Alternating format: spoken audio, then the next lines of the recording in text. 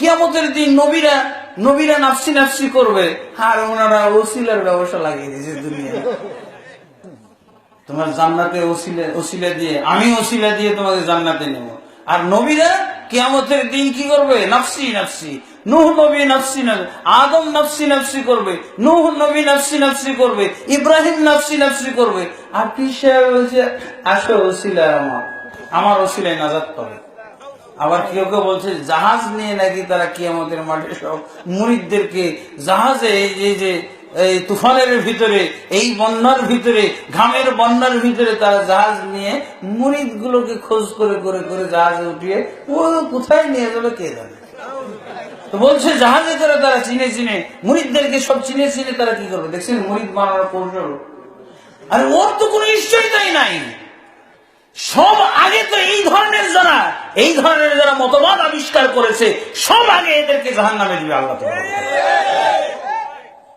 আশ্চর্য, যেখানে রাসূলুল্লাহ সাল্লাল্লাহু আলাইহি সাল্লাম বলছেন ইয়া ফাতিমাতু বিনতা মুহাম্মাদিন আনকিদি নাফসাকি মিনান নার ফাইন্নী লা উগনি আনকি মিনাল্লাহি শাইআ।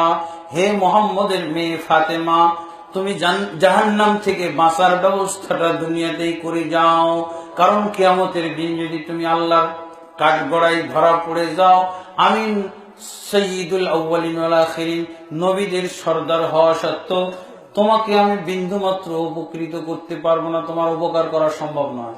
আর এরা জান্নাতের কাফেলা গঠন করতেছে।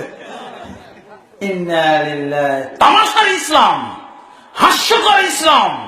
এর জান্নাতে যাওয়ার কোন নিশ্চয়তা নাই। যে আয়োজন শুরু করেছে জাহান্নামের নিশ্চয়তা অনেকটাই পাওয়া যায়। আল্লাহ যদি রহম না করেন, তওবা ইস্তেগফার করার তাদেরকে যদি তৌফিক না দান করেন, জাহান্নাম ছাড়া কোনো আমরা পথ দেখতেছি না। কোরআন এবং সুন্নাহ খুললে তাদের জাহান্নাম ছাড়া কোনো পথ দেখতেছি না। যেখানে রাসূলুল্লাহ সাল্লাল্লাহু আলাইহি ওয়াসাল্লাম বলছেন, যেখানে কিয়ামতের মাঠে নূহ নবীর মতো, ইব্রাহিম নবীর মতো, মুসা নবীর মতো লোকেরা নাফসি নাফসি করবে, আর এরা জান্নাতের কাফেলা গঠন করতেছে। ইন্না লিল্লাহি, এরা নাফসি নাফসি করবে না, এরা জাহাজ নিয়ে নাকি খালি খুঁজে বেড়াবে কোথায় বিপদগ্রস্ত মুরিদ আছে। হাস্যকর কথাবার্তা। আর রাসূলুল্লাহ সাল্লাল্লাহু আলাইহি ওয়াসাল্লাম দুনিয়াতে কিভাবে সতর্ক করে দিলেন, কি বলছেন? হে ফাতেমা, মুহাম্মদের মেয়ে ফাতেমা, জাহান্নাম থেকে বাঁচার ব্যবস্থা তুমি দুনিয়াতেই করে যাও। ফাইন্নী লা উগনি আনকি মিনাল্লাহি শাইআ, কিয়ামতের দিন আল্লাহর কাঠগড়ায় যদি তুমি ধরা পড়ে যাও, আমি নবী হয়েও, আমি নবীদের সর্দার হয়েও তোমার বিন্দু মাত্র উপকার করতে পারবো না। তাহলে যারা এরকম ওসিলার বাজার বসিয়েছে, ওসিলার যারা এরকম আয়োজন করেছে, যারা টাকার বিনিময়ে এরকম কুপন দিয়ে যাচ্ছে এবং এই সমস্ত আশ্বাস দিয়ে যাচ্ছে, তারা কত বড়টা অন্যায় কাজ করতেছে। তারা প্রকারান্তরের নবীর চেয়েও কামেল, নবীর চেয়েও শ্রেষ্ঠ তারা দাবি করলো না। যেখানে নবী অসহায় বলছেন আমি তোমার কোনো উপকার করতে পারবো না, তারা কেমন করে উপকার করতে পারে? এত বাজার জমজমাট হলো কি করে? বাজার জমজমাট কারণ জানেন? যে হুজুর আর বলছো তো, যার পীর নাই সে জান্নাতে যেতে পারে, পীর না ধরলে জান্নাতে যেতে পারে। আর পীরেরই জান্নাতে যাওয়ার কোন নিশ্চয়তা আছে? বন্ধুগণ, কোরআন সুন্নাহ অনুযায়ী না চললে জান্নাতে যাওয়া যাবে না। 100% গ্যারান্টি কথা, গ্যারান্টি যুক্ত কথা। আপনি পীর ধরলে জান্নাতে যাবেন, এটা কখনো আশা করতে পারেন না। এটা ইসলামের কথা নয়। কোরআন এবং সুন্নাহ আমল করলে জান্নাতে যাওয়া যাবে। আর যদি আমল ছাড়া জান্নাতে যাওয়া যাইতো, তাহলে আল্লাহ রাসূল তার এত আদরের কন্যা ফাতেমাকে বলতে পারতেন যে মেয়ে ফাতেমা, তুমি যেভাবে ইচ্ছা, তোমার খুশি, যেভাবে খুশি লাগে চলো, আমি তো আছি, আমি আছি। মুসলিম শরীফে আরেকটা হাদিসে আছে, মান বাত্তা আমালুহু লাম ইউসরি বিহি নাসাবুহু, যার আমলের দৌড় কমে যাবে, তার বংশ মর্যাদা তাকে বিন্দু মাত্র অগ্রসর করতে পারবে না। কিয়ামতের দিন বিন্দু মাত্র অগ্রসর করতে পারবে না। তাহলে কোথা থেকে?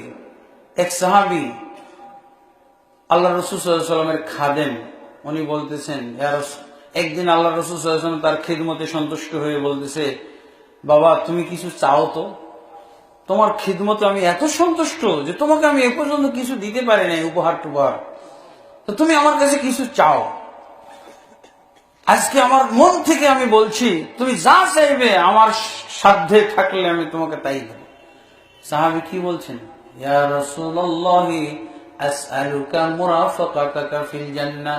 হে আল্লাহর রাসূল, আমি কিছুই চাই না, আমি শুধু চাই জান্নাতে যাতে আপনার সাথে এভাবে খিদমত করতে পারি, সাথে থাকতে পারি। আল্লাহ রাসূল সাল্লাল্লাহু আলাইহি ওয়াসাল্লাম এরকম বলতে পারেননি তাকে। কি বললেন? ঠিক আছে, তোমার 1 নম্বরে সিরিয়াল 1-এ তোমার নাম লিখে নিলাম। কি বলেছিলেন? তুমি যদি আমার সাথে জান্নাতে থাকতে চাও, আইনি আলা নাফসিকা বিকাসরাতিস সুজুদ, তুমি যদি আমার সাথে জান্নাতে থাকতে চাও তাহলে বেশি বেশি সেজদার মাধ্যমে আমাকে সহযোগিতা করো। তোমার সেজদা, তোমার সালাত যদি থাকে, তোমার সালাত যদি থাকে তবেই কেবল আমি তোমাকে আমার সাথে জান্নাতে নিতে পারবো, অন্যথায় না। অথচ কি বলছে? মুরিদ হলে চান্দা ঠিক মতো দিয়ে গেলে জান্নাত। আমরাও তো আলেম, লেখাপড়া করছি, আমরা কি এরকম আস্তানা খুলতে পারতাম না? আল্লাহর কসম, আমি যদি এই দেশে আল্লাহকে ভয় না করতাম, তাওহীদের জ্ঞান না থাকতো, আমি বাংলাদেশের সবচেয়ে বড় পীর হইতে পারতাম। কেন জানেন? আমি রওজা শরীফের খাদেম, 40 দিন খিদমত করছি। 40 দিন। আর কোন এই যে সাইদাবাদী হুজুরের একটা জীবনী পড়তে যেয়ে দেখলাম, বলছে উনি কেন এরকম কামেল হয়ে আজমির শরীফের খাদেম ছিলেন। আজমির শরীফের খাদেমের তেলেসমাতি দেখেন, ওরা যাইতে পারবো ওখানে? নবী সাল্লাল্লাহু আলাইহি সাল্লামের কবরের খাদেম অথবা রওজার খাদেম। আল্লাহ তাবারক ওয়া তাআলা আমার তো এরকম একটা ব্যবস্থা দেখেছে, আমি যদি এটাকে পুঁজি করে লোকজনের মধ্যে প্রচার লাগিয়ে দিতাম, চেলা টেলা লাগাই দিতাম যে প্রচার করো, এরকম লোক কোথায় পাবে? তো সব মুরিদ তো আমার কাছে চলে আসতো। এরকম কত জায়গায় আমি মুরিদ বানানোর দরখাস্ত করছে আমার কাছে। এই তো কয়েকদিন আগে, পরশুদিন একটা অনুষ্ঠানে গেছিলাম, তো একজন আর একজনকে বলাবলি করছে, উনি কি পীর নাকি, উনি কি মুরিদ বানায়, মানে মুরিদ হওয়ার জন্য ঘোরাঘুরি শুরু করছে। তো এই হলো ব্যাপার। তো এরকম জাহেলী যুগের এই বদ আকীদাটা ফিরিয়ে আনলো কারা? এরাই তো ওই কথাটাই বলতেছে। জাহেলী যুগের লোকগুলো এই যে মূর্তি পূজা করত, এবং এই মূর্তিগুলো তো একসময় কামেল মানুষ ছিল, তাই না?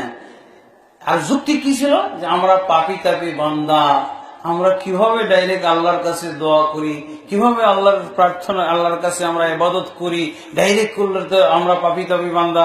মানুষের ভিতরে একজন নেতার কাছে পৌঁছতে হলে একজন পিয়ন ধরতে হয়, তার পিএস ধরতে হয়, আর সেই আল্লাহর কাছে আমরা পৌঁছতে হলে কোনো মাধ্যম কি লাগবে না? এগুলো হলো কিসের আকীদা? আবু জাহেলের সমাজের এগুলো হলো ইসলাম। আবু জাহেলের সমাজের ইসলাম কি? ওসিলা লাগবে, সুপারিশকারী লাগবে। উনি সুপারিশকারী কে বলবো? মান যাল্লাযী ইয়াশফাউ ইনদাহু ইল্লা বিমা শা। কে আল্লাহর কাছে সুপারিশ করতে পারে? আল্লাহ, একমাত্র আল্লাহ যাকে চান তিনি ছাড়া